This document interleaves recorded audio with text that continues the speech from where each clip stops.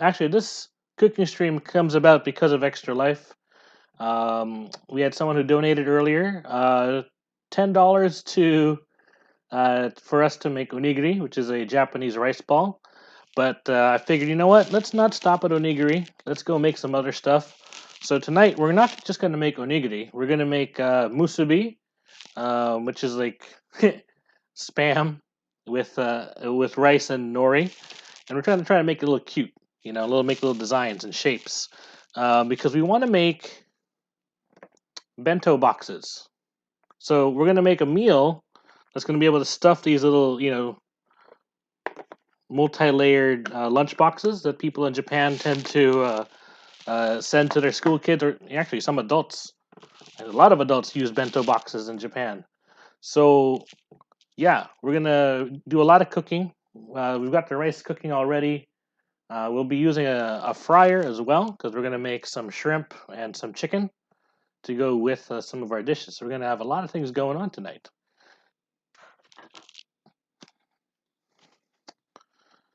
Let's get. I like the low sodium light spam. Small frying pan. Don't need a big one for this. Let's fire it up.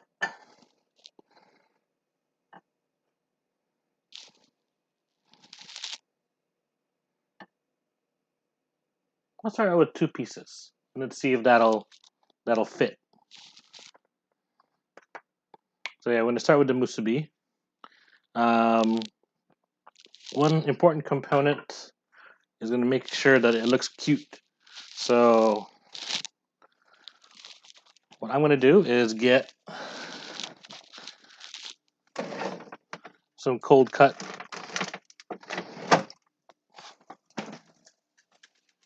We get some cold cut turkey. So let me just bring it back to here.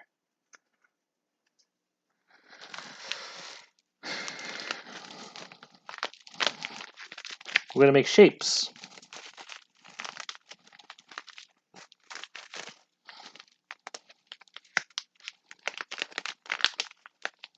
So while the spam is cooking over in the overhead,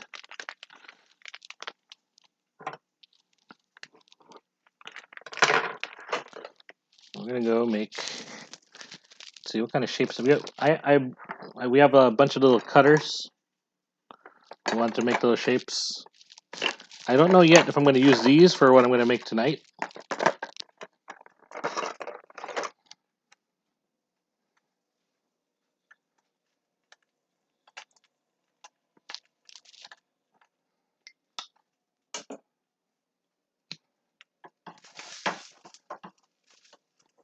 We'll flip these over. Nice sear.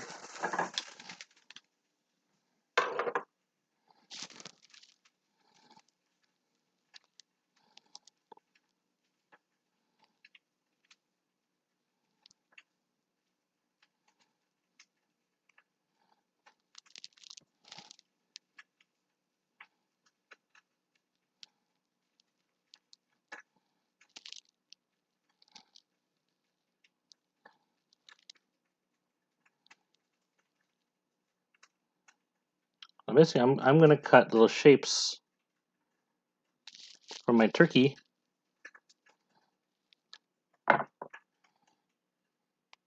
So, like for example, I'm going to make a little hoof, and then I'm going to put a little nose on it. Gonna go. Good luck. All right. Thanks a lot for stopping by, Scouter.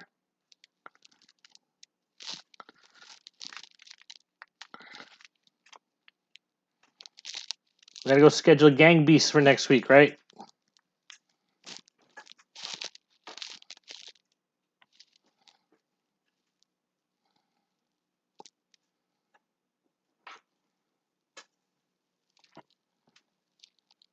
All right, and then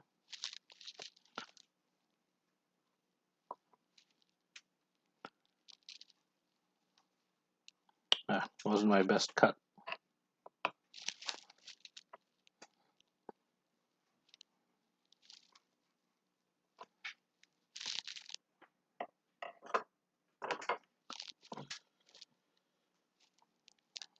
All right, now let's go check out the overhead.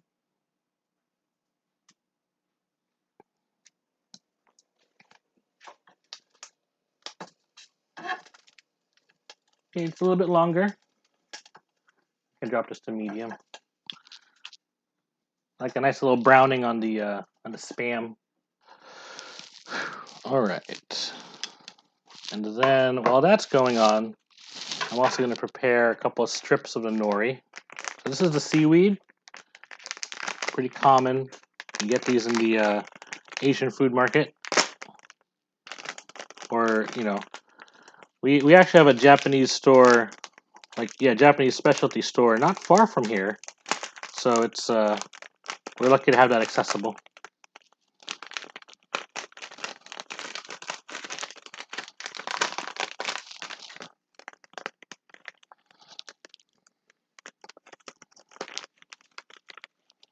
I'm going to get one sheet. One sheet is all I need, really.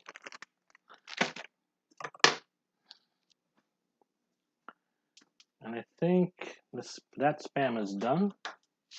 So now all I need to do is get the rice and assemble. So generally we want the rice to be around the same length and width of the spam. I'm just going to guesstimate for now.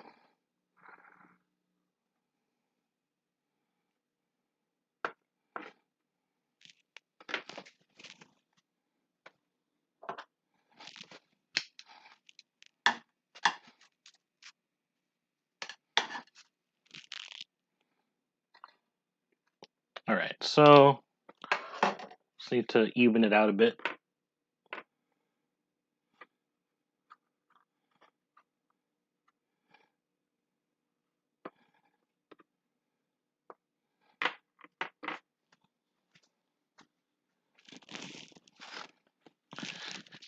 And then I'm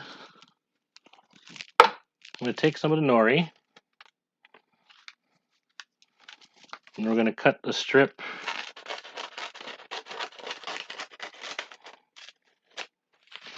like so.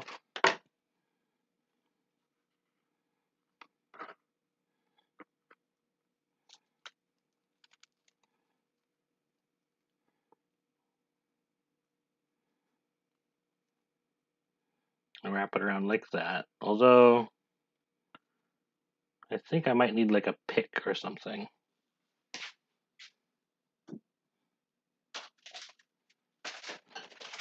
to keep it in place. Or I could just be smart about it and just turn it over. But yeah, next time I'll wrap it the other way around.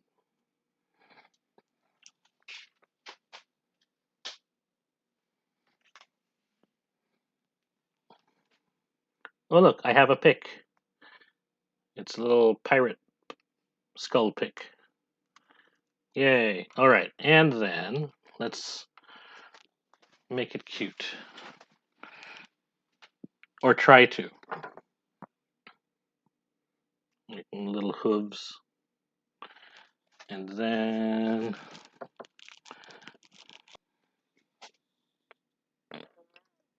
little piggy.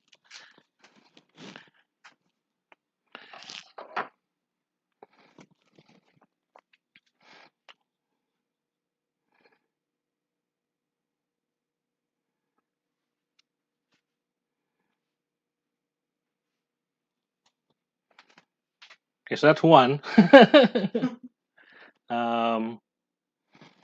me see if that'll fit in the bento box.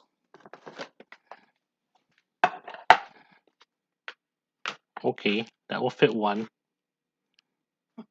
One. Yay, one little piggy. One little piggy musubi. Remember, we're gonna put a lot more stuff in the bento box. Yeah. So this is just one of the components. So yeah, let me finish the other one, and then I'll hand it over to the missus. I'm gonna pre-cut the strip of nori.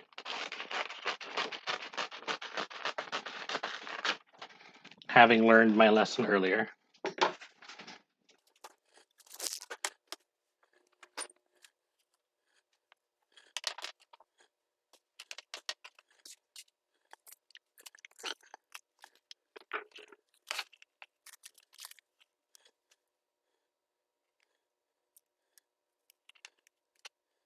Ta-da! Much better.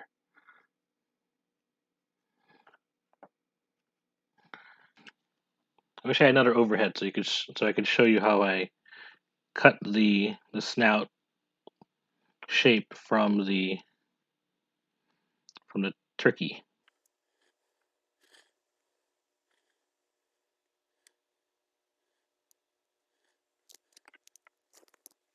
I don't think I'm going to, make everything go to waste. I won't because I will eat.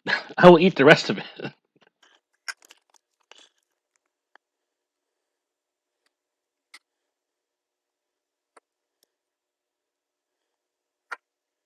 I'm just going to make another cloven hoof for the pig foot. Pig foot.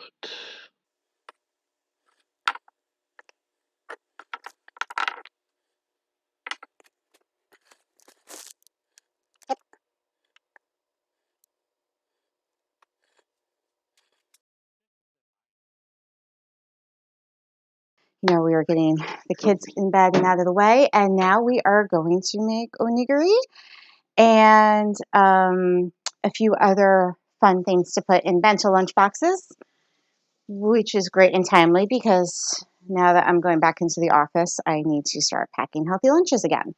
So this should be nice and high protein and really fun and easy to do. Nothing's really complicated here, so, you know, this is just some nice classic home cooking action. So, first of all, I know that King Kong Ron has special skills and was totally able to use the spam musubi with very hot fresh rice. I am going to let it cool down a little bit more before I start shaping it because my hands can't handle the heat so much. So while the rice is cooling down, I'm going to get ready to start making the fixins and also starting the karaage and the tofu croquettes that are going to go in the bento. I have plus 10 fire resistance apparently. Yeah, definitely. You have plus 10 fire resistance. Yes. So, first of all, you know what, actually, okay, first of all, the first thing we're going to do is we're going to start marinating the chicken for the karaage. So, describe karaage for those who don't know. So karaage is basically just like Japanese fried chicken, and it's like regular fried chicken, except that they use a different coating. Like you get fried chicken here, it's like buttermilk based. Theirs is more like potato starch and like rice flour, so it's later. It's a later batter. They don't use the liquid batter the way they might do over here. Usually, I know in Japan they double fry it, but we are not going to do that. In fact, we are going to do the much healthier option of using our air fryer. I haven't actually tried this before, so we'll see how it works, but we're going to see what happens. First things first, though, doesn't matter. I don't think they really need to be even. I don't care as much. But now that we have that, I have a plastic bag over there, King Kong Ron. Do you think you could get that for me? There's over by the seaweed, yes. Because again, we're working with small quantities here. So we are going to put the chicken in the bag. I've been using a lot of reusable plastic bags, trying to cut down waste and everything, but I also am not really super keen on the idea of, trying to clean out salmonella in those bags. So we'll just use regular Ziploc for now. Okay, now that the chicken's in the bag, it's pretty straightforward. You're just going to put in a little bit of soy sauce, splash. We're going to open up this bottle of mirin that I got at Mitsuwa earlier this week. A slightly smaller splash.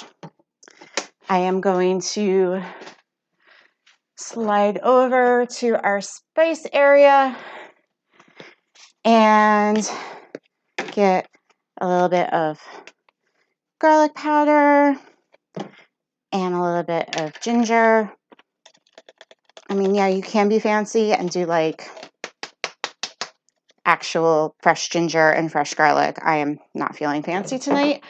And then finally, a little bit of pepper and a little bit of salt. Just a little bit. And then we are going to, I'll wash my hands off for that. Close up the bag. Get the air out. Make sure everything is nice and coated. And so this is going to marinate for, here, let's do this so you can really see it. See, just a little bit of marinade. I'm going to stick this in the fridge, and when we're ready, we're ready. We are going to now open up the tofu.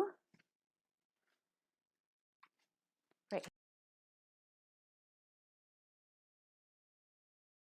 We're just going to open up the package and drain it,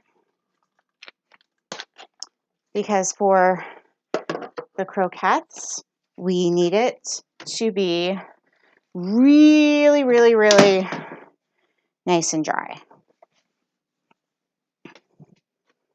So we're going to wrap it up. I mean, you can use paper towels, but I find the clean tea towel works very well too. So I'm going to wrap it up.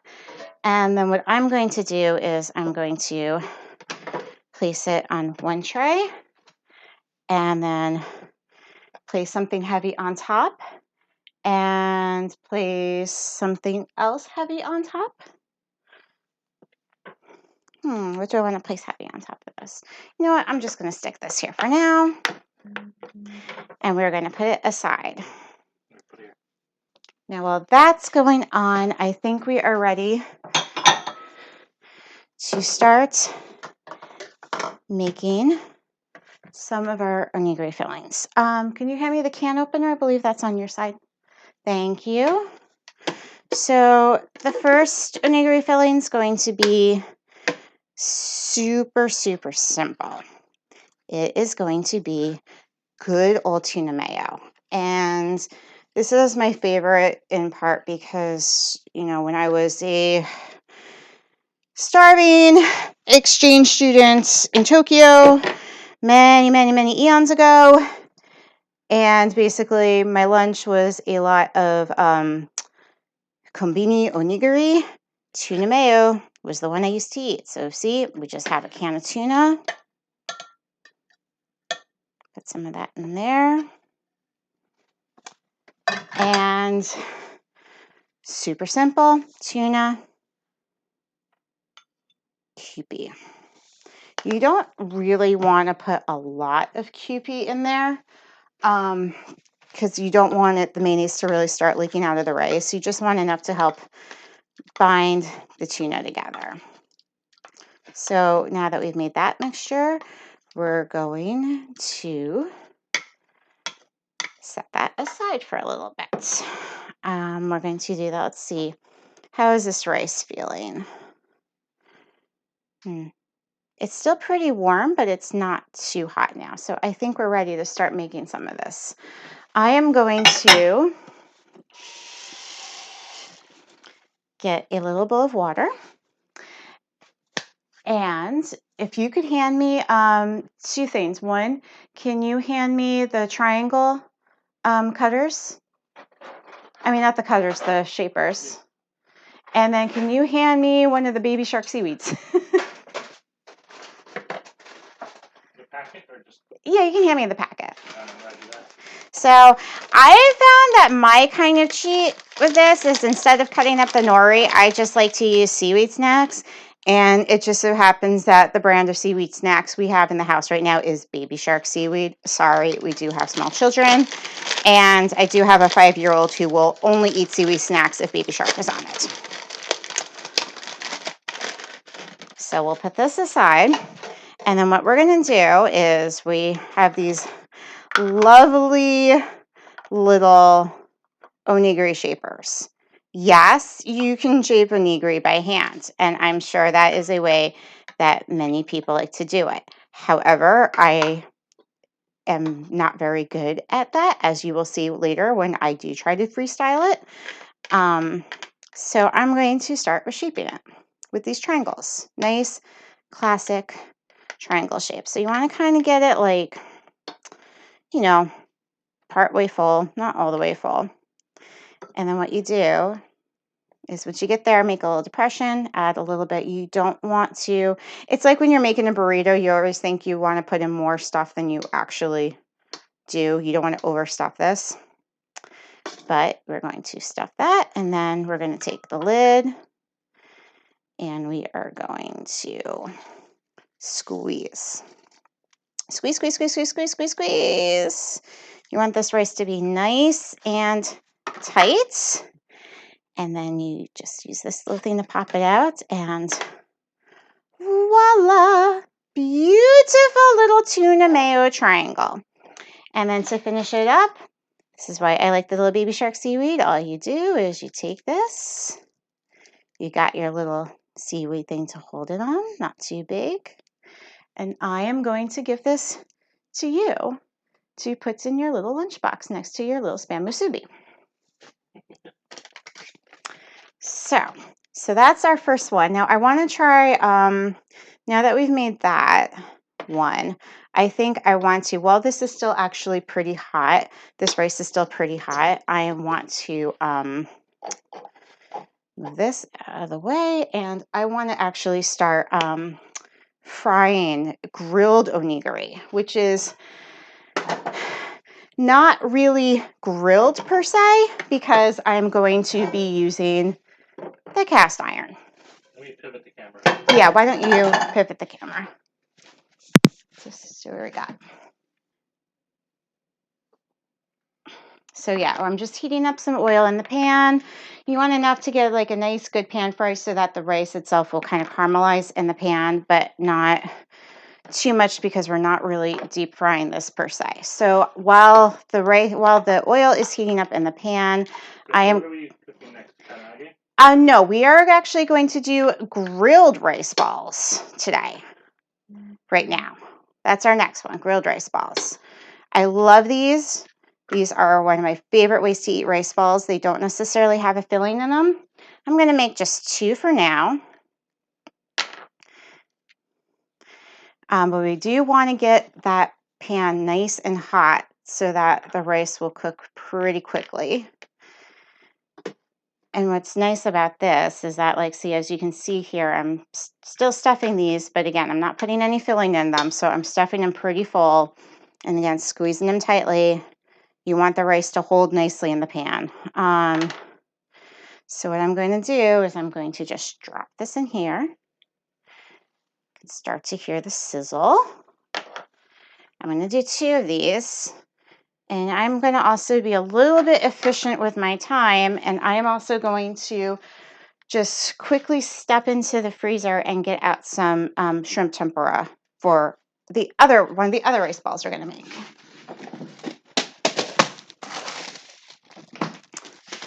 So we're also going to cook some of this already breaded. You can get this at, again, pretty much almost every kind of Asian market has this in their freezer case. Fried? Yeah, it's I'm gonna pan fry this ebi. It's already breaded, so you really just have to heat it up with some oil in a pan until cooked. And you'll know it's cooked because it'll be nice and brown. You just cook it straight from the freezer. But I figured since I already got the pan with oil going, might as well take advantage. I'm gonna add a little bit more oil to this pan. Not too much, of course. I'm gonna use some of this later when we do the tofu croquettes. Anyway. So you do want this to fry, you want the rice balls to fry for a little bit, and you want to get it so that ideally when you flip it over, the rice balls will be kind of nice and golden and kind of crunchy on the bottom. And if it's crunchy on the bottom, that means that the rice itself is going to stick together and not fall apart. So we're just going to let that be for a little bit. Let me think what else I need to do here.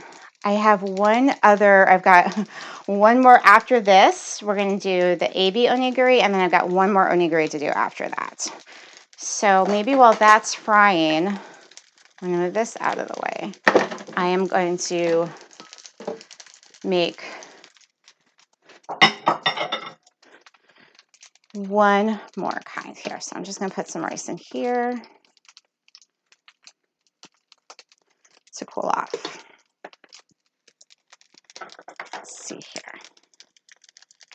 Let's see. Yeah, see, it's still kind of sticking at the bottom here, which means it's not ready to flip yet. The shrimp, well, yep, again, it's still sticking on the bottom, so it's not ready. It'll come off more easily when the rice itself is nice and fried. So while we're doing that, what I'm thinking I want to do... I don't want to interrupt your flow. But number one, the person who donated, Mrs. Mogame, is in chat. So she and her husband are very much looking forward to seeing how we're doing. So let's do a quick update. Okay, so we've already... Oh, you got it. Yeah.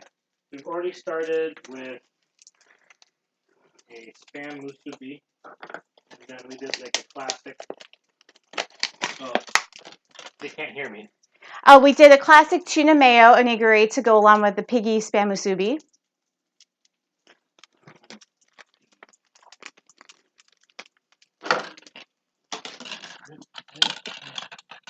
Wait. Let me get some of the overhead. Oh, yes, yes. Piggy.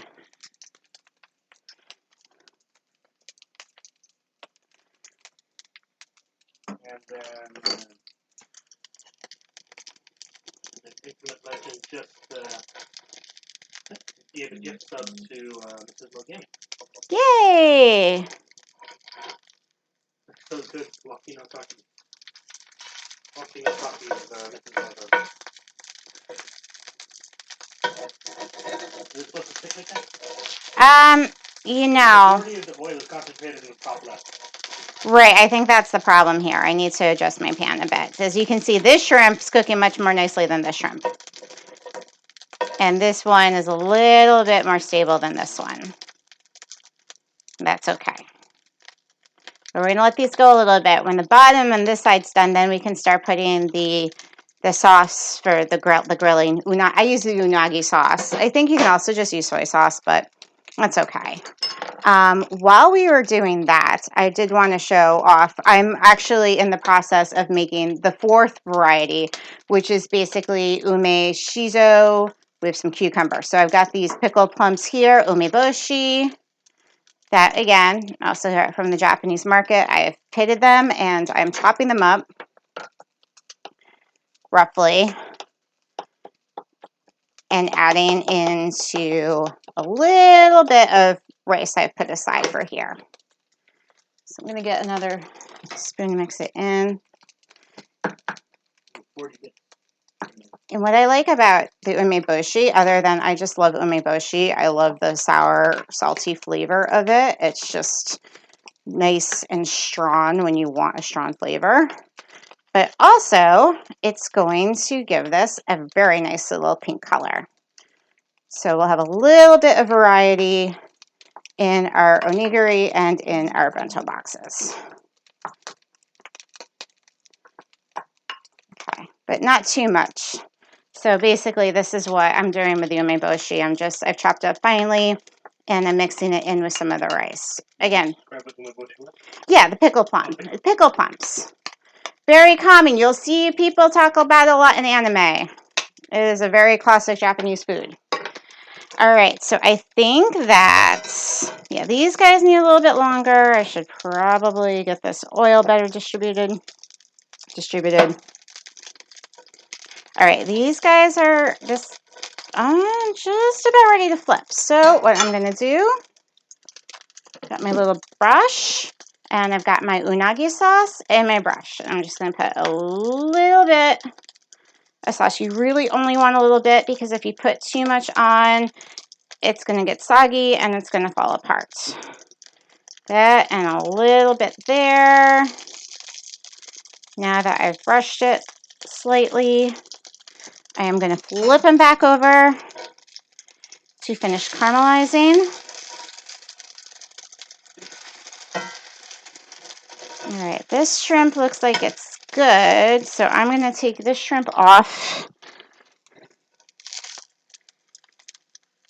to hang out. I'm going to just stick this over here. Oh, stick this over here for now.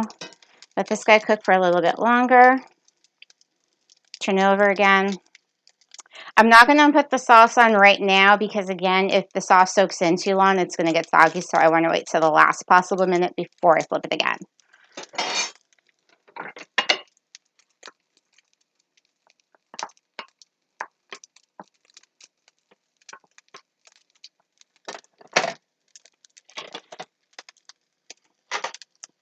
But once these have already kind of cooked a little bit, it's going to take less time because it's already a little bit cooked. So I'm going to do a little bit more here.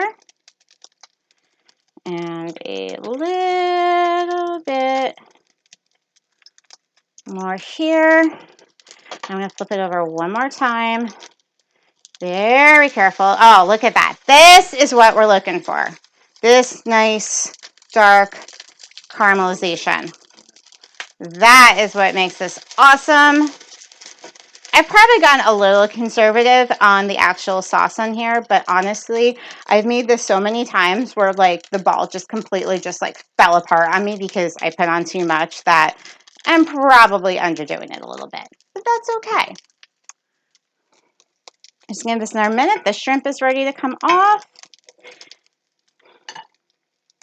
And actually what I'm going to do is I'm actually going to take this off the heat right now because I think while this cools down, this is still going to continue to cook, but I don't want, as you can see, it's already getting a little smoky, and I need this pan for later. So I'm going to use the oil again for when we do our tofu croquettes. So let's see here. Does this look good? Nah. Oh, even better. That's really nice and dark there. That's really nice and dark, the way it should be. I'm going to put them over here. So, ta-da, we have, this is going to go into some onigiri when it cools off a bit. And then this is, when this cools off a little bit more, is going to go into our beautiful bento box. So, yeah, could you, yes, if King Kong Ron would be so happy as to put it on a plate for me. So happy. Here, let me transfer this over. Yeah, let's do the transfer. Let's do the transfer.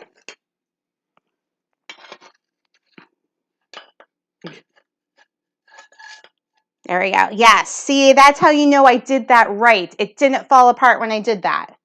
I'm very proud of myself right now. But yeah, look. It's golden.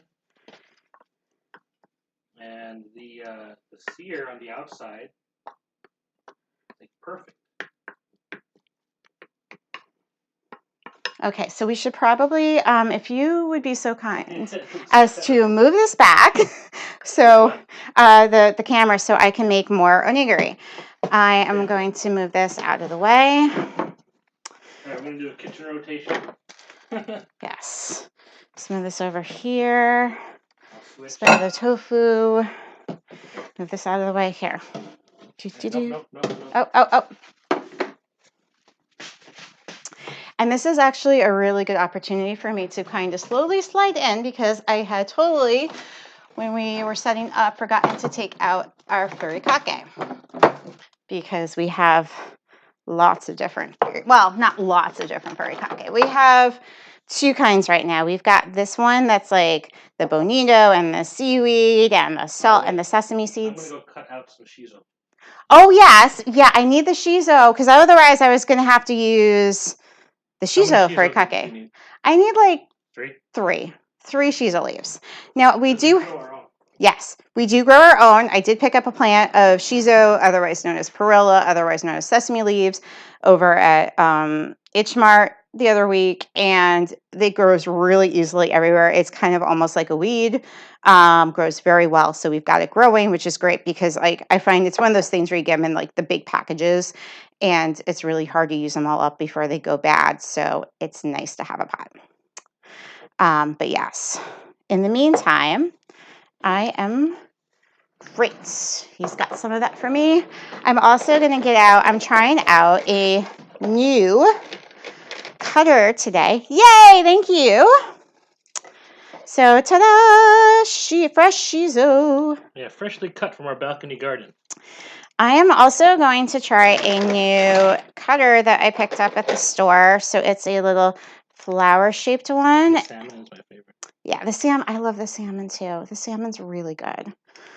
But I'm going to try to make some flower-shaped Ume-Shiso onigiri. So, I think, are we ready to... Do you want me to clear out anything on it? Yeah, why don't you clear out some stuff? I really just need the cutting board and the rice. You can move pretty much everything else there out of the way. I've got a different cutter for this onigiri, so I don't even need the cutter. Thank you. It is so nice to have, like, a sous chef. And King Kong Ron's like, excuse me, I'm the chef. It's my King Kong Ron with my chef hat on. But it's okay. We share. We do share. It's how we have managed to stay together so long, because sharing is caring. Really? I don't know. Right. Okay, great. So I'm just going to quickly rinse off the leaves because they were outside. Chef look. You and Mama can't be in the kitchen together. No. Okay, great. So I'm going to chiffonade the shiso. And actually, this particular onigiri is inspired by a sushi roll that I like to get at my favorite sushi place by my office. They do these nice little Ume-Shiso cucumber rolls, which they only do if you ask for it, because I guess tourists don't think of umeboshi or shiso when they think sushi. They think California rolls, I guess. California roll. I mean, we theoretically could have, except then I'd have to get avocados, and none of the avocados at the store looked good today. We are on the East Coast. We don't have the selection of avocados that I'm sure many other people have. So look at that. Nice shiso, nice green, nice pink here. So what I'm going to do, and honestly, this is the first time I'm trying this, is... You put it in the mold? I'm going to fit this in the mold, and then I'm going to use this to kind of press it. Oh. Supposedly, I mean, this is my recall of the instructions, whether or not we're going to find out how all this works, right? Well, the good news is, if we do it right, we do it live on stream. Yay! And the bad news is, if it doesn't work, well, you know, it'll still taste good, even if it doesn't look good, right? Right. So I think what you do is you have to kind of line this up here. Use that to make it dense. And then you use this. And I think what the instructions said is you kind of use that to push out. Ah. Okay, so, but one more thing I want to do before we do this is can you do me a favor? Can you get me a little cucumber out of the fridge? Yes. Because again, these were Ume-Shiso cucumber rolls. So I think since you've got this little center part here that you're supposed to put little fillings in, I think I'm going to put a little cucumber in there. Oh, look at that. It's a little flower. It's a little flower onigiri. I'm so excited. Oh, and umeboshi is supposedly really, really healthy for you. It's supposed to have all sorts of immune boosting properties, but not only does it have immune boosting properties, but one reason why umeboshi is so popular with rice and sushi is it's got antiseptic properties. So, you know, before refrigeration, supposedly people would pack their rice with umeboshi to keep it fresh. Unless that pickles so well. Yes. But look at that. You put the little tiny baby cucumber in the middle, and we have this beautiful onigiri flower. So I want you to add this to... It's not going to fit here. Okay, but you can put it in mine. You want the Sailor Moon or the green? You know, do the Sailor Moon one, because I think that's a little bit deeper. It's got more room. I mean, the green one, honestly, is like for kids. All right, yeah, hello.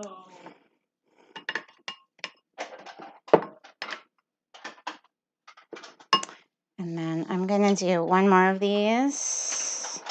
All right, top layer or bottom? Probably, let's do, which one's the taller layer? Which one is more depth? No, they're the same. Okay, then just whichever. It's the bottom. Okay. So I'm going to pack it in my cute, the bottom compartment of my cute little Sailor Moon bento box. And I'm going to do, while I'm here and I have this wonderful filling, I'm going to do one more. And maybe, King Conron, if you want to try tasting it while I move on to my final onigiri, you are welcome to do so. I make the little indentation. I mean, final. We got lots more to make. No, I know. I'm just saying, for like, the set. for this particular side. No, because then we're going to make, I still need to do the Ebi Onigiri, and then remember, we're going to do the rest of the bento stuff, which is the Karaage and the tofu croquettes. So I'm going to make this nice little cucumber one for you. And here you go.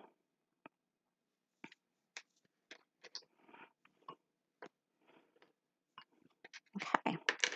So I'm just going to take a minute to clean off my workstation a bit. And put this over here for now, for later. It's really good. The shiso adds a little freshness to it. The umeboshi does. It's a very assertive flavor. Very good. And the cucumber, because it's cold, you know, it adds a little textural difference because of the heat of the rice. Right, because the rice is still pretty warm. That's something to keep in mind. All right, I'm just going to clear this off for a bit, and I'm going to do... Bite or dainty bite. I did a dainty bite on this one, but... It's a dainty next onigiri. one will be a big one. Okay, can you please hand me the plastic wrap so I can make the final one? I am now going to attempt to hand mold this. So actually, while you're at it, if you can get a bigger piece of nori for me, I think I'm going to need more than the baby shark size for this one. And Is there one over there? Oh yeah, you're right. You know what? You are totally right. So I'm going to do that. I'm going to toss this. And now I'm going to get a nice big chunk of fresh rice. And then what I'm going to do is next up, I'm going to make a little dent here. Can you hand me one of the shrimp, please? Got it. Thank you. So at the Japanese supermarket that we love so much, they do have a little onigiri stand. And, well, number one, I think I need more rice because... you needed a smaller shrimp. Well, you know, I'm I've working... seen the ones you're talking about, and the shrimp are like half the size. That's true, but that's not necessarily what they were selling at the store. So we got to work with what we got. But maybe what we need to do for the other shrimp, since we're figuring this out, is why don't we cut that in half so the next one will not be so wilty and monstrous? Because I'm like, this is like, it's not an onigiri so much. This is like a volcano of rice. This is like a whole meal in one package. Yeah, I cut the other one in half. Okay, yeah, because like, yeah, I'm telling you. yeah. Yeah. Okay. You know what I'm going to do? I'm going to try this again. That was already partially falling apart anyway. So. I know, but that's okay. Yeah. So we're going to try this again. But see, this is part of the fun, right? We learn by doing. And, you know, now I don't need quite so much rice in this. I'm going to put some of this aside for the other ebi. But the whole point is just that you just want the little shrimp tail to be sticking out and get this nice little pyramid shape, which is why it's nice to use the plastic wrap, because otherwise your hands will get sneaky. And then this is going to be too big for any of the bento boxes, by the way. So we're just going to have to eat this one tonight. Let me see if I can actually fit it. Well, maybe if you eat one of the onigiri already in there. Look, this is deep, you know? Oh, yeah, that one's pretty deep. So, yeah, you might be able to. I'm also, this is probably not standard procedure, but I am, Standard procedure. I am going to just kind of. You're just slapping it up. I am just kind of slapping down because I was like, wait a second, I don't actually know how to wrap this properly. It looks good though. It looks good as long as you don't look at it from the bottom. As long as you look at it from the top down, it looks really nice. I don't know, chat. What do you think? Does it look all right?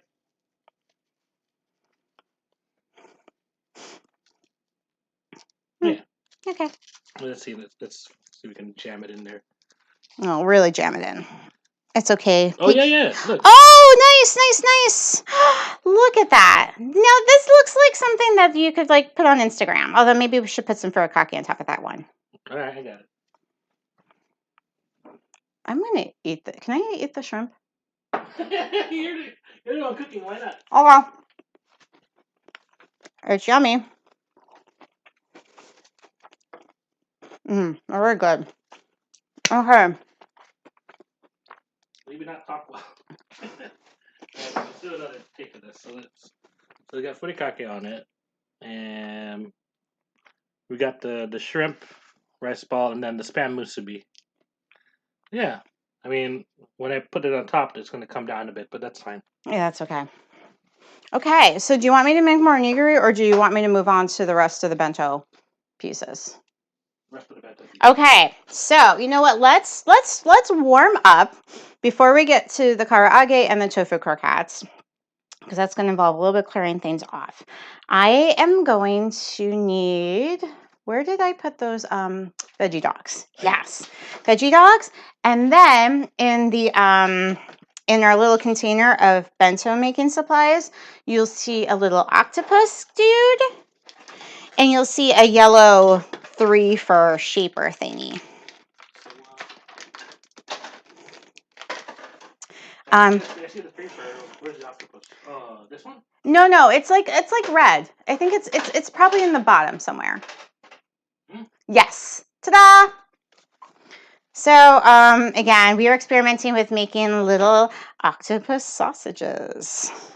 I am using a veggie dog. I know that you can do it with a veggie dog, and that's because I don't eat sausages or hot dogs. So this is my own thing. But obviously, these are really probably meant for people to do with regular hot dogs or sausages. So do not feel like you need to be remotely vegetarian.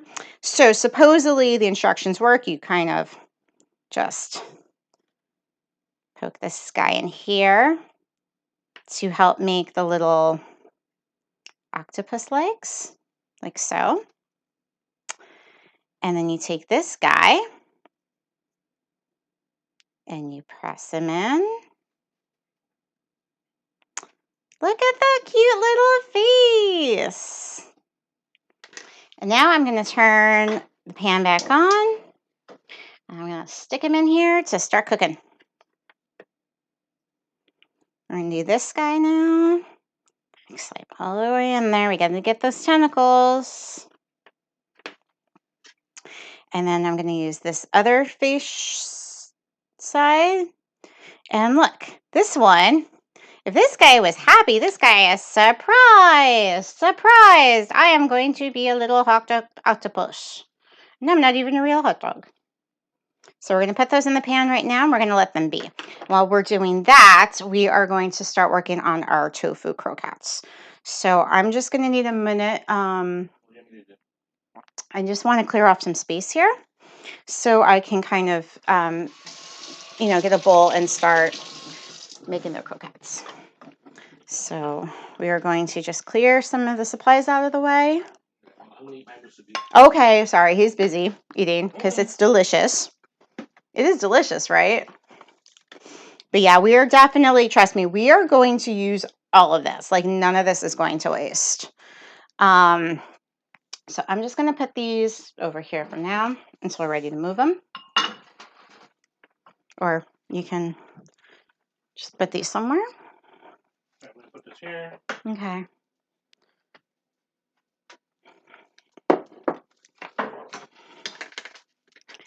And then put these aside. All All right. We've got one bento box done. We're just gonna fill up the other. Yeah, now I got to fill the We other. have Tamagoyaki next. Yeah. After Oh, that. we haven't done. Yeah, we're gonna do Tamagoyaki after we start with the tofu croquettes. I am really glad you reminded me about the Tamagoyaki. All right, so our tofu is now nice and dry. There is very little liquid in here. So what I'm gonna do is I'm just gonna crumble it in the pan. This is like actually a very simple. What do you think? Oh, that does look good so far. I'm sure you guys can hear the sizzling in the background while the little sausages are doing their thing. All right, I need a 1/4 cup measure. So 1 block of tofu, 1/4 cup miso. Simple as that. You just do is put it in there, and luckily I have clean hands, and this is gonna get baked. So you use your hands to just kind of.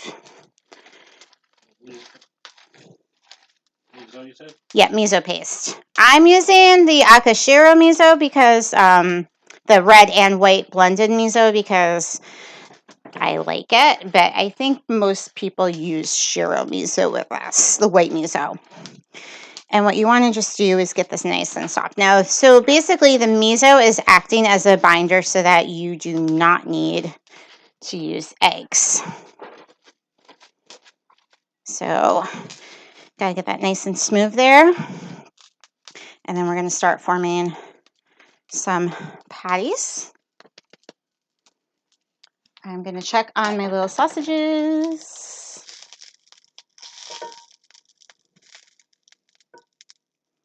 They're still cooking a little bit. Give them a little bit longer.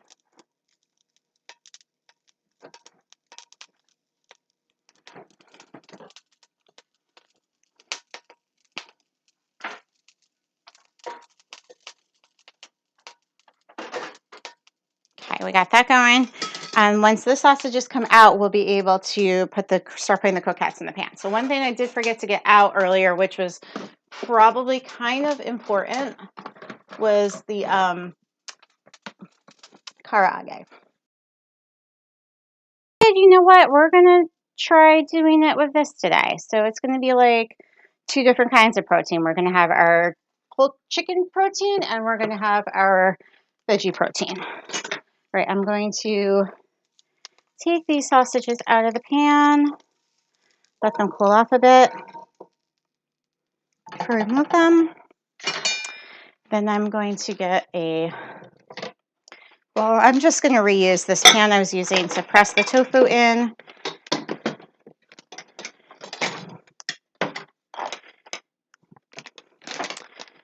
To coat the croquettes in.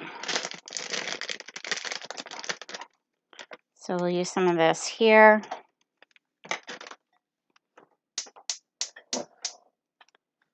And then oil. A little bit more oil in this pan here.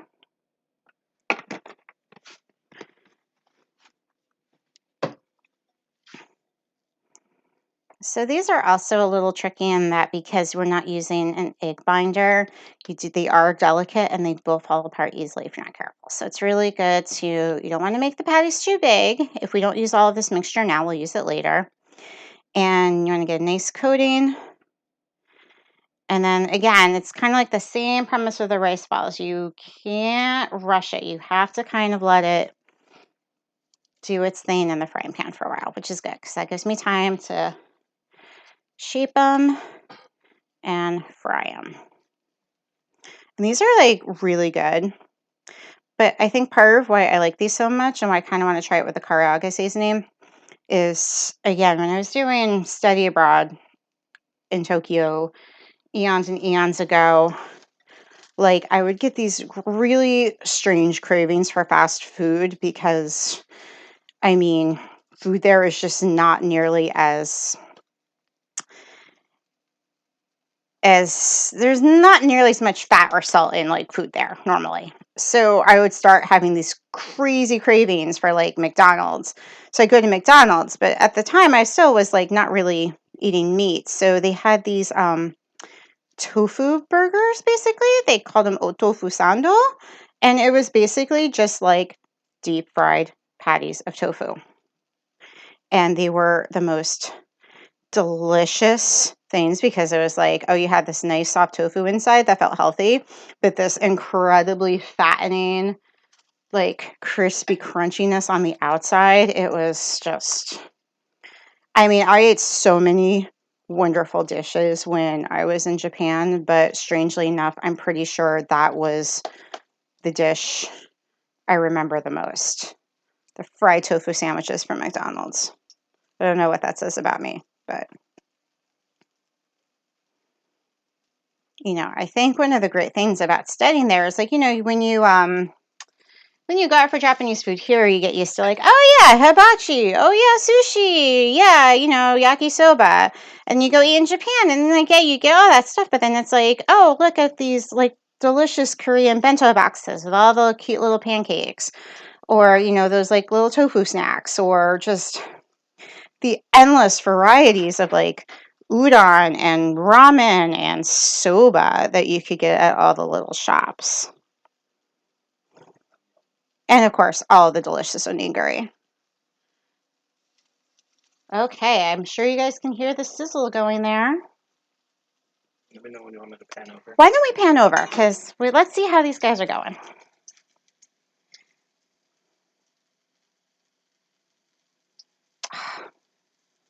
That's some nice sizzling sounds. Now see, because you let them sit in the pan long enough to get nice and golden, now when you flip it over, it's going to stay put. So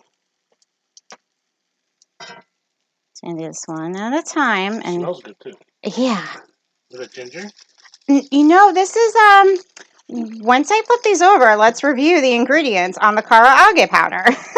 Because I do think there are some extra spices other than just the usual potato starch, cornstarch. Corn. Well, I think, I know if I was just doing these without using the mix, I would be just using cornstarch. Oh, okay, it's still on there. I almost lost it there. Okay. But yeah, nice. That's a nice, that is the color we want. But yes, well, these are cooking on the other side. Let's review some of the ingredients. I mean, yes, you can definitely make this from scratch, but I bought it at the store. Potato starch, wheat flour, dehydrated garlic, dehydrated soy sauce, salt. Yes, ginger powder. Ginger powder is in there. Yeah, You're right. It does smell pretty delicious. That's the tuna. Tuna croquette. Yeah, The that is. Karaage tuna. Mm-hmm. So actually, there's no tuna on this. This is really just tofu. Yeah, Karaage tofu. Also, by the way, I just want to show you this is our little sausage. Because it is a veggie dog and not a regular dog, it doesn't have this nice little curling outwards naturally. But you can still see, oh, I'm so surprised. I am now an octopus. Somebody's going to eat me. What? And this guy's like, hi, yeah, I'm well cooked. I guess I got a little sunburn hanging out here for a while. All right, you want to add these to the bento?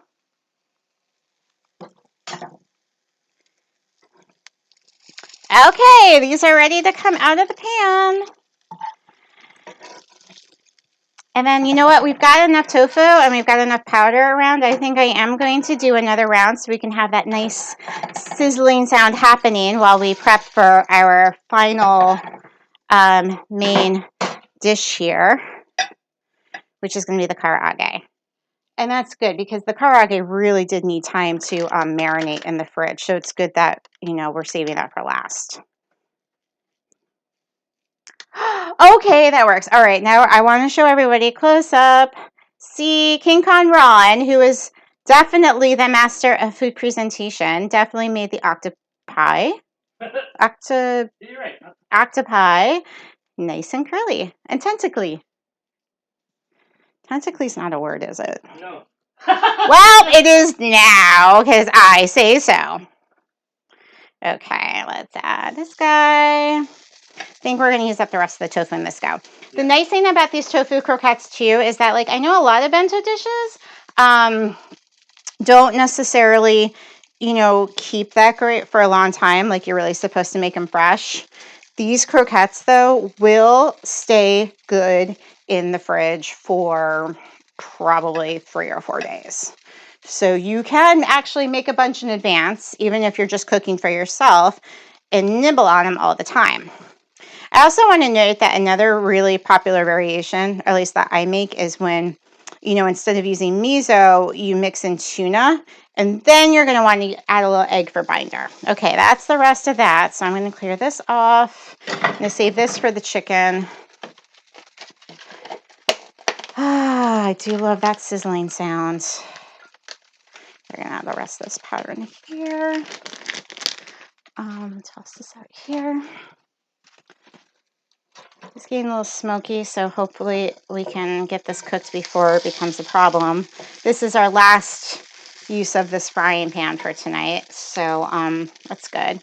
If you want to actually, King Conron, if you would like to plate some of this, don't forget the most important part on the croquettes. QB. Yay, QB.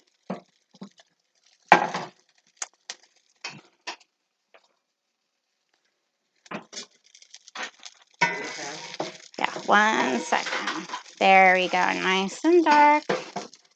We're going to put these in the bento now. But I think these are done. So alas, our time with the ASMR is coming to an end. And we are going to plate. I'm going to leave these here for now to cool off a bit. We'll replate a little bit later in my cute little Miffy box. And what I'm going to do for these, well, King Conron's plating his.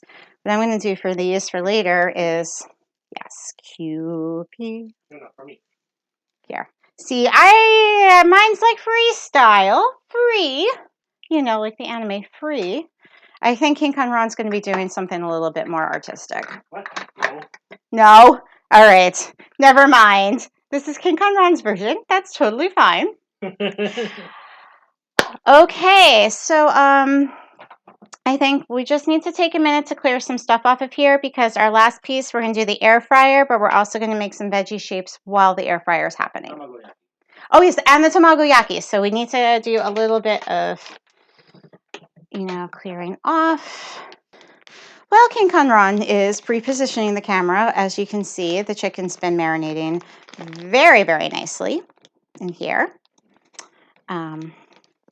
You want to remind chat what was in it? Oh, yeah. So this is a very simple marinade because really it's the Karaage batter is the important part. So the marinade's simple. It is soy sauce, mirin, salt, pepper, garlic, ginger.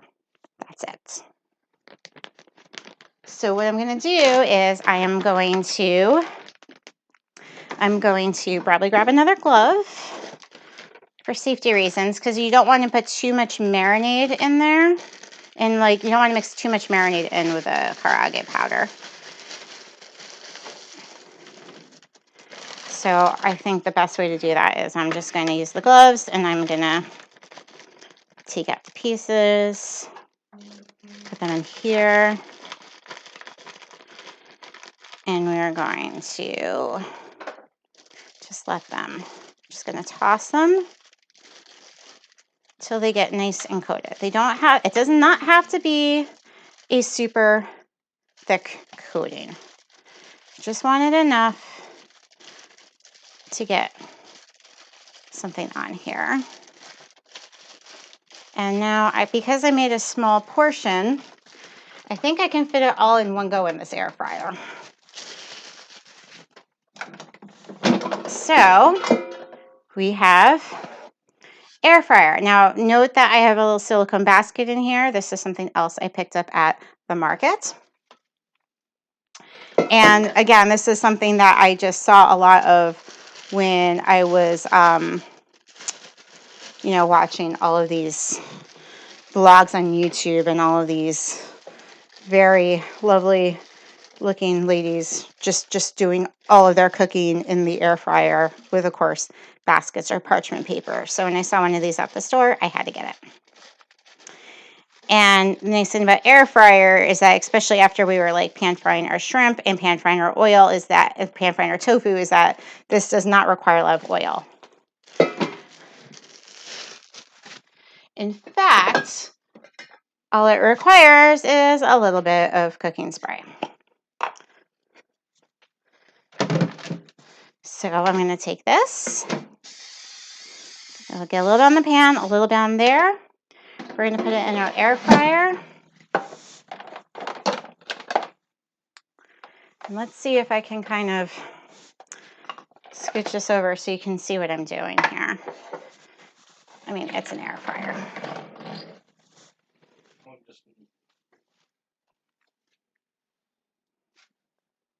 Just for a second, yeah.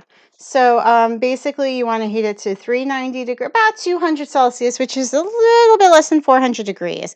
It's going to supposedly cook for about 12 minutes total. So I'm going to set it up for 10 because it needs a minute to warm up. And then when the buzzer rings, I'm going to flip it over and then we're going to put it back in and we're going to cook it for a few more minutes. While that is cooking, we are now going to, I'm going to move this over here. We are going to make our Tamagoyaki. Well, I am going to reach in, grab some eggs. Oh, okay. You had the other green part. I was like, where's the other part? So yes, 2 eggs. I mean, you can make more than that, but I have a small Tamagoyaki pan, so I don't really want to overcrowd it. So we're going to crack them.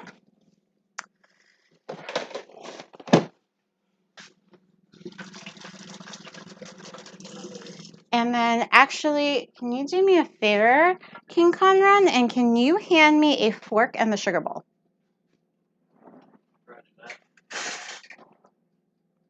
Awesome.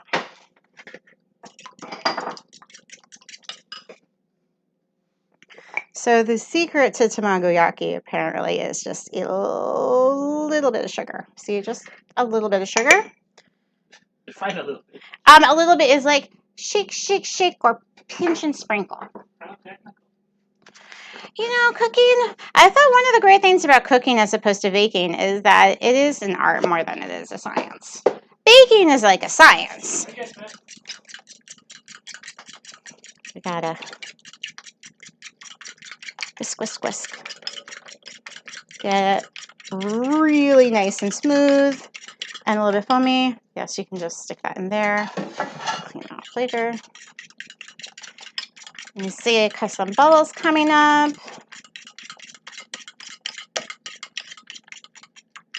Okay. So what I'm going to do in this case, you know, before I was using our cast iron, but I actually have a special Tamagoyaki pan, and I want to show you. So this is how you know it's special. Yes, you can tell it's very well loved and well used by the grease stains on the side. But this curved part here is part of what makes it work. That's how you roll your omelets. So what we're going to do then is we are going to...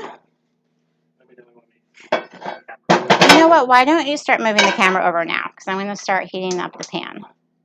Okay, great. So this is our pan. We're heating it up. So the trick to this, when you're making the Tamagoyaki, is you really, I'm going to turn this heat down a little bit. You don't want to overdo it. You really want to only use a little bit of oil. So you drop a little bit there. And supposedly the technique is then you just very carefully, so you don't set anything on fire, just use the paper towel to make sure the oil is even. I mean, I know this is a nonstick pan, but a little oil does help a little bit. And then what we do is you add in just a little bit at a time. Hear that sizzle? I'm going to turn up the heat a bit. That was not sizzling enough for me. So we're going to turn that up a bit. And it's starting to form. So actually, you know what? Actually, you know what you could also get me right now? A pair of chopsticks. You know, when I was learning how to do this, I guess we had cooking chopsticks, and they help because when you're doing this, especially when it's like really fine like this, sometimes the spatulas can get a little heavy-handed. So as you can see, what I'm just trying to do here is, now that we've got it kind of cooked a little bit, we're just going to roll it up here. And then we're going to take our next layer.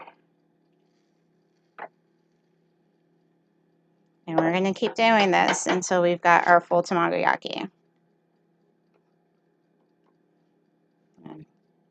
Work on this heat. If you hear the other rumbling in the background, that is the air fryer doing its air fryer thing. If you get bubbles popping up, like big ones, you just poke, poke, poke, poke, poke. Help keep it nice and flat. And also, if you have excess liquid, you roll it over, just let it roll in. I'm actually going to roll it this way now. I'll roll it, and then I'm going to just leave it over here. I have not perfected my technique with this yet, but I think that's fine, because the important part is it's delicious. That's our last batch. Sizzle, sizzle. Let it be. Let it do its thing.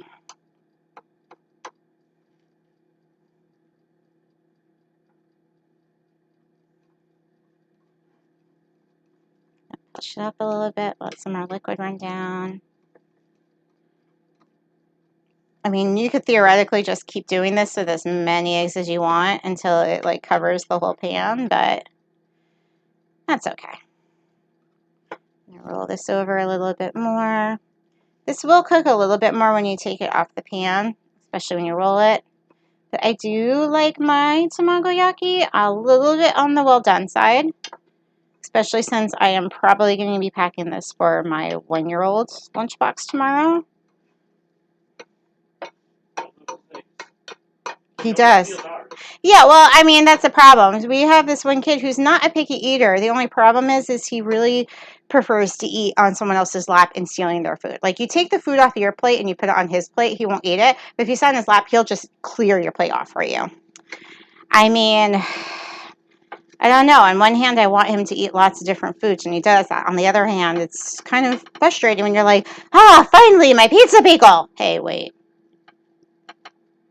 He loves bagels, too. He loves eggs, and he apparently loves yakisoba, because we made that for dinner tonight, and he ate a whole giant bowl of it by himself.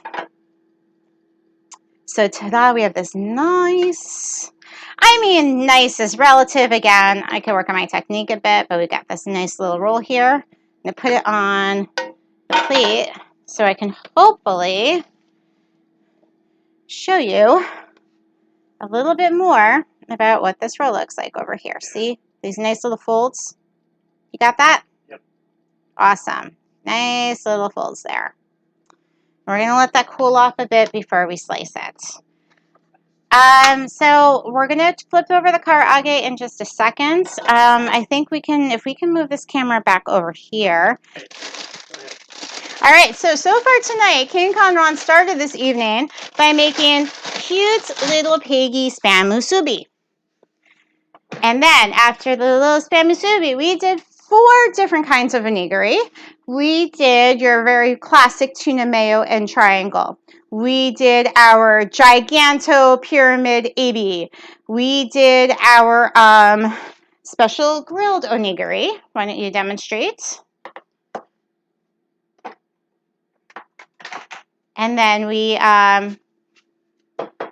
did our grilled onigiri. And then finally we did our lovely little flower onigiri, or my Ume-Shiso cucumber onigiri creation.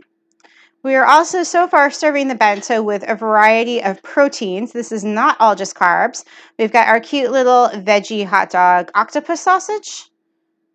Yes. And we've got our tofu croquettes with a little bit of QP. We've got some karaage going in the air fryer. And then finally, we are going to, don't forget our Tamagoyaki that we just did.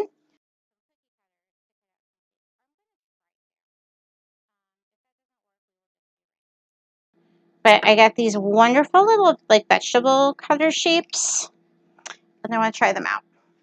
So I did the cut. You have to show the layers. Oh, great. Yeah, see? So you got those nice layers going there. And again, it's a little sweet, it's a little salty, but not too much of either, which is fantastic. I love that. I love that. And King Conron's like, I am now going to put this away because that's going to be my lunch for tomorrow, not yours, mine. His, King Conron's. Again, still working on this a bit. Hey. Uh-oh. Blooper. No, I'm trying to make little stars with the peppers. Oh. Yeah, no, yeah, it kind of fell inwards. So I'm still working on this, but again, I wanted a little bit more color. Although I'm like, if we already have yellow Tamagoyaki. Oh, yes! Was that you who gave me the apron? Yeah. Well, thank you. So you can blame King Conron for my fantastic fashion sense. Where did I, maybe if I had that chopstick again. If I had a chopstick again. All right. I like to think that I am, very good at what I do. And then, I'm like, I'm going to cut little shapes. Cute little shapes. Well, kind of look like stars. Oh, the air fryer is done. So let's take this out. So as you can see, it's partially fried, but I'm going to use, what can I use for that? I'm going to just use this to give everything a little flip. And what's nice about this little silicone pan here is that instead of having to clean out the air fryer later, I can just take that little pan and stick it in the dishwasher. And look, it's already kind of almost there in terms of like the nice crispiness, but karaage is double fried, so we are going to double fry this too. 12 minutes? Yeah, and a little less than that this time because it's already pretty warm. I am also going to maybe, all right, so would you like to add some stars to a bento or a plate? Of course, it'd be perfect for Sailor Moon. Yes! Sailor Moon. Okay, sorry. I really do not need to get started on that. I should note that our 5-year-old has discovered Sailor Moon recently himself and is really into the transformation sequences and running around and telling everybody he is going to punish them in the name of the moon. I'm trying to get him to appreciate the storyline and the aesthetic a bit more, and he's kind of still working on that. I think I want to try a different shape for the cucumbers, so excuse me for a second. Why don't we do little flowers?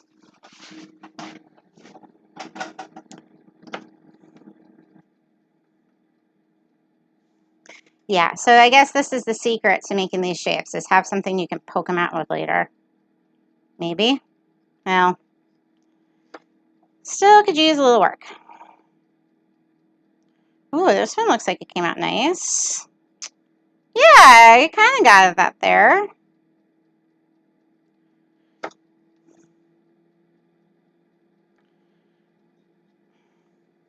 Yeah, I gotta say, I really give people, like people who actually do these like every day, a lot of credit because it's so much fun to be creative and do all these different dishes and different shapes.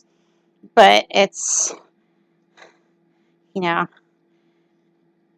lot goes into it.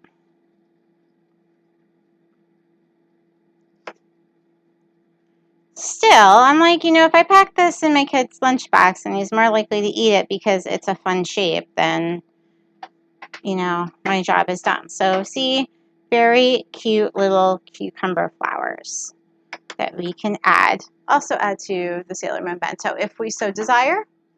Yeah. Let's leave it open. Yeah, okay. I mean, I don't know if we have any more vegetables, so I think we're good otherwise.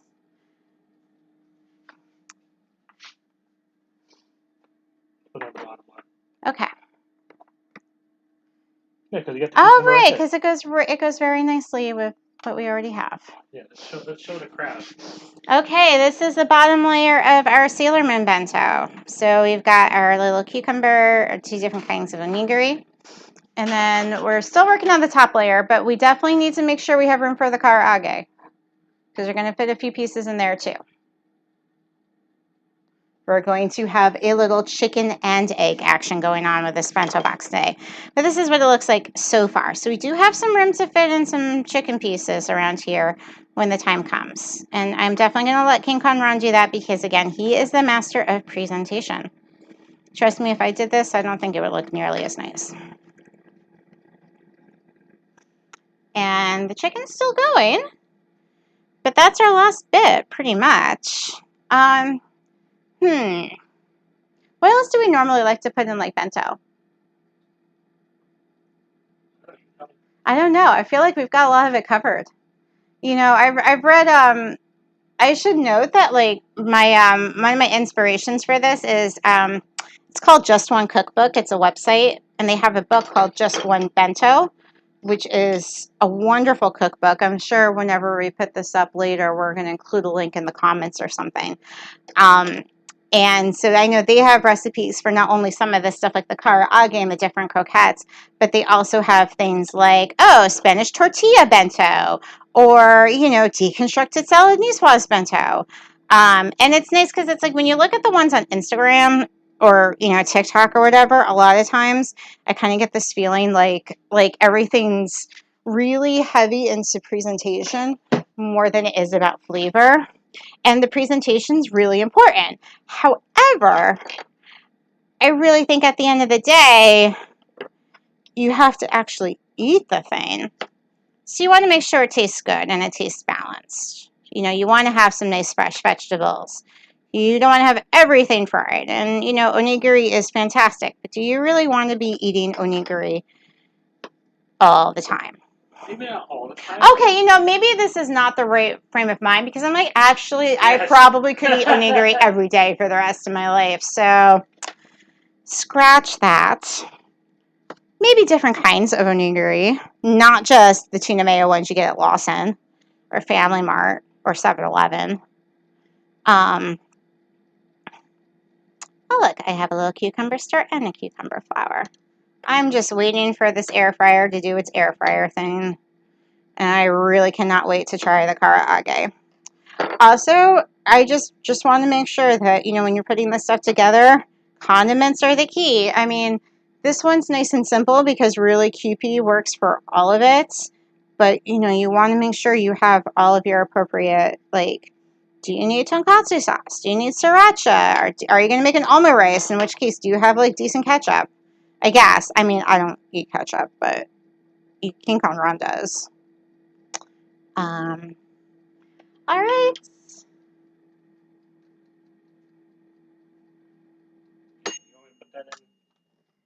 Yes. All right. Well, we're going to take this out. Okay, now look at how nice and golden brown this. Wow. Do you hear the sizzling? Do you hear that little sizzling? It's still cooking. It really looks nice and crispy, and it's pretty golden, but it's not too golden. I am going to take out one. I'm going to put this back for a second here. One, you took two. Well, I want to just make, check for doneness. Let's cut it open inside. Oh, yeah, look at that. That's perfect. Nice. Nicely done. Okay. Now, they're still very hot, so we can't try it right this second because it just came out of the air fryer, and it's like, can you see the steam rising from the insides? Yeah, but this is I did make room for at least one. Okay, well, let's put this one in here.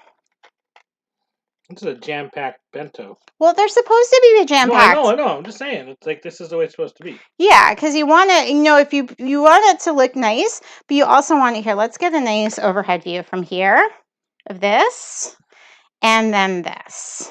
And we should probably take pictures later yeah. For the gram. But, because one reason why you want to pack it so much is in part because that way when you're carrying it around, it maximizes the space, and it's also less likely to like bounce around. So when you open up later, it won't be like a big mess. Should I close this off? I think so, yes. And I think we have created our bento box and we've created our onigiri. So do you want to switch back over there? To where? To the laptop. because again, I think we are done with our. We covered a lot of food in a very short period of time. Mm-hmm.